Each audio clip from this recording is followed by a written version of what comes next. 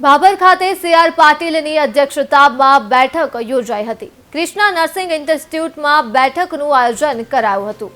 બેઠક બાદ જિલ્લા સંગઠનના આગેવાનો, ધારાસભ્યો, પૂર્વ સાંસદ સહિત સહકારી આગેવાનો પણ હાજર રહ્યા હતા અને વાવ વિધાનસભા બેઠકને જીતવા માટે બૂથ લેવલ પર ભાજપ તરફી મતદાન કરાવવા જણાવ્યું હતું।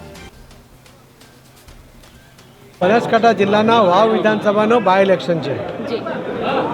ભારતીય જનતા પાર્ટીના બૂથના પ્રમુખ અને મહામંત્રી અને આગેવાનો સાથેની આજની આ મિટિંગ ખૂબ ઉત્સાહવર્ધક રહી છે। હું વિશ્વાસ સાથે કહી શકું છું કે 2022માં મેં આ સીટ ચોક્કસપણે ગુમાવી હતી।